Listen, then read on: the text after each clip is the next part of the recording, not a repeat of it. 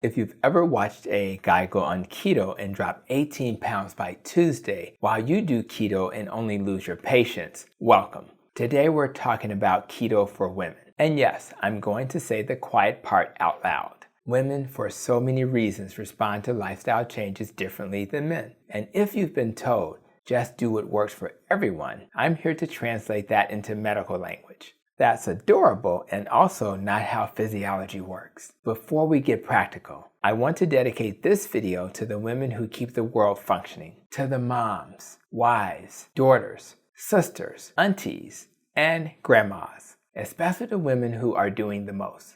For the most people with the least sleep. Two of my favorite women on earth are my wife and my mom. I've watched them carry loads that would make most of us request a PTO day and a therapist. So this video is for you, and for any woman who's trying to improve her health in a body that has its own calendar, its own stress meter, and sometimes its own opinions. Here's the promise. This is not a one-size-fits-all keto plan. This is a three-phase approach based on a woman's life stage. Phase 1, cycling years. Phase 2, perimenopause. Phase 3, menopause.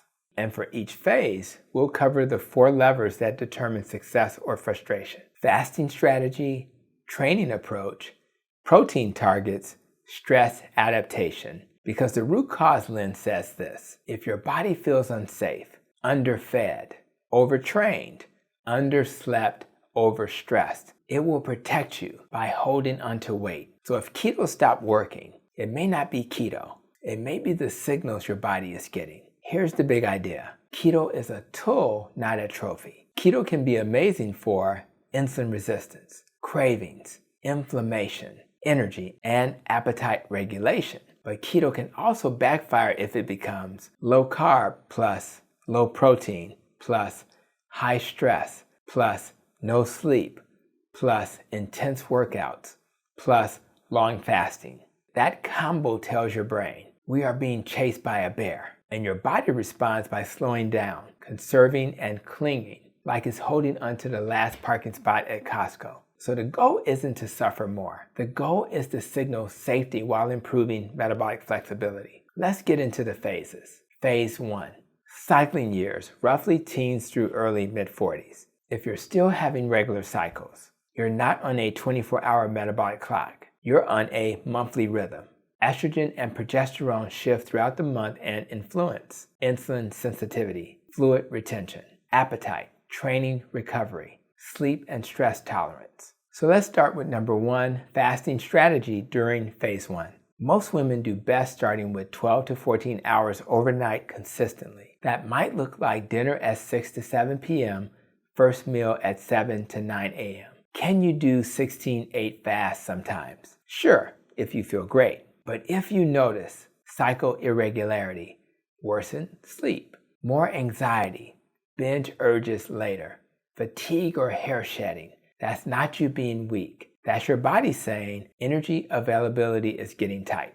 Number 2, training during phase 1. Your best mix is usually strength training 2 to 4 days a week, walking most days, occasional short spicy intensity like sprints or intervals if your recovery is good. Avoid living in the chronic cardio zone. Too much steady state high volume plus low fueling equals stress hormones rising. Train to send this message: I'm strong and safe, not I'm running from my problems, even though it's relatable. Number 3, protein targets during phase 1. This is where I see a common issue. Women often undereat protein, especially on keto. A practical target, 25 to 40 grams per meal, 2 to 3 meals per day, depending on size and goals. If you're active or lifting, lean closer to the higher end. Protein supports muscle, your metabolic engine, satiety, which leads to less snacking, recovery, hormone production, healthy hair, skin, and nails. Number 4, stress adaptation during phase 1. Stress is not in your head. Stress is a chemical message that changes fat storage, appetite, and sleep. If your plan ignores sleep and recovery, your metabolism will ignore your plan. Your keto success multiplier in phase 1 is sleep plus strength plus consistency. Now let's talk about phase 2, perimenopause. The why is my body doing this decade? Perimenopause can start up to 10 years before menopause. Hormones fluctuate more dramatically. Sleep often becomes lighter. Stress tolerance drops. Midsection fat becomes more stubborn. This is where many women get discouraged. And I want you to hear this clearly. You are not failing. Your physiology is changing, and your strategy has to change too. So let's get started with the first, fasting strategy during phase 2. Perimenopause is where aggressive fasting can backfire. If you're already juggling high stress, work, family, and sleep disruption, long fasts can amplify cortisol. Most women do better with 12 to 14 hours most days. Occasional 14 to 16 if sleep and mood stay strong. Fewer hero fasts and more consistency. A good rule: if fasting makes you wired at night, tired in the morning, or snacky later, it's too much right now. Number 2, training during phase 2. Your mission is muscle preservation. Strength training is no longer optional. It's your metabolic retirement plan. So I need you to aim for 2 to 4 strength sessions a week. Daily walking, mobility work, careful intensity, not punishment. Overtraining plus undereating here is a fast path to stalls. Number 3, protein targets during phase 2. Protein often needs to increase because muscle is more expensive to keep. Practical target: 30 to 45 grams per meal, 2 to 3 meals a day. And yes, you can do keto while prioritizing protein. Keto is not butter with a side of vibes. Number 4, stress adaptation during phase 2.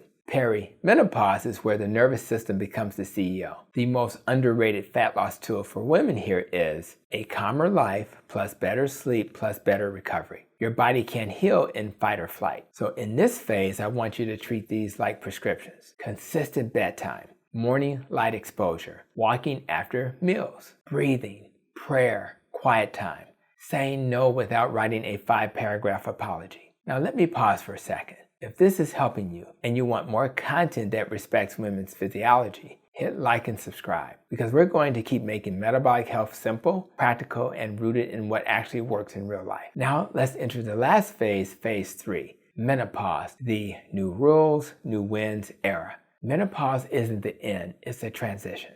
Lower estrogen changes how your body handles carbs, fat storage, and insulin sensitivity. Muscle becomes even more precious. Bone health matters more. The goal now is metabolic stability plus strength plus resilience. Let's start with number 1, fasting strategy for phase 3. Some women thrive with 16-8 in menopause. Others don't. The right fasting schedule is the one that improves energy, sleep, mood, strength, hunger, stability.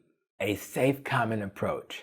14-10 most days. 16-8 if you sleep well and feel strong. Avoid chronic undereating, because undereating in menopause often leads to muscle loss, slower metabolism, fatigue, cold intolerance, stubborn fat storage. Number 2, training during phase 3. If I could write one prescription for menopause, it would be lift weights like your future depends on it, because it does. Muscle is your blood sugar sponge, metabolic engine, posture protector, independence insurance. Aim for strength training 3 times a week, walking daily, balance and mobility work, and occasional intensity if recovery allows. Number 3, protein targets during phase 3. Protein is non-negotiable. Target 30 to 50 grams per meal, 2 to 3 meals a day depending on your needs and appetite. Muscle is harder to build and easier to lose, so we protect it. And here's the mindset shift. The scale may not be the best scoreboard. In menopause, I care a lot about waist measurement, strength gains, energy, sleep, labs like triglycerides, HDL, and insulin markers. Number 4, stress adaptation during phase 3. Menopause does not reward chaos. High stress plus poor sleep plus intense training plus low food equals your body holding the line. So I want calm and strong to be your identity, not tired and trying harder. So here's a practical 3-phase summary so you can actually use it. No matter your phase, start here. Step 1, keto basics.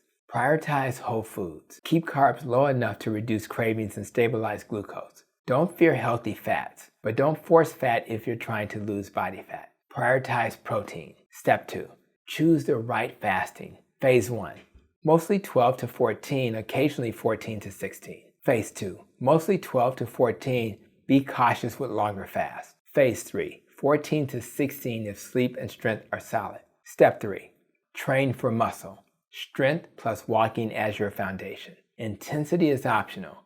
Recovery is mandatory. Step 4, stress is the hitting macro. If your body is stressed, it will act stressed, no matter how perfect your macros look on paper. To the women watching, you don't need to fight your body. You need to understand it. Your body is not stubborn. It's protective. It's intelligent. It's adaptive. And when you match your strategy to your season, keto becomes less of a struggle and more of a tool that supports the life you're already carrying. And if you want more videos on keto, metabolic health, hormones, and practical strategies that work in the real world, click the playlist and check the description for resources and next steps. And to every woman out there doing the most, you don't need a harder plan. You need a smarter one.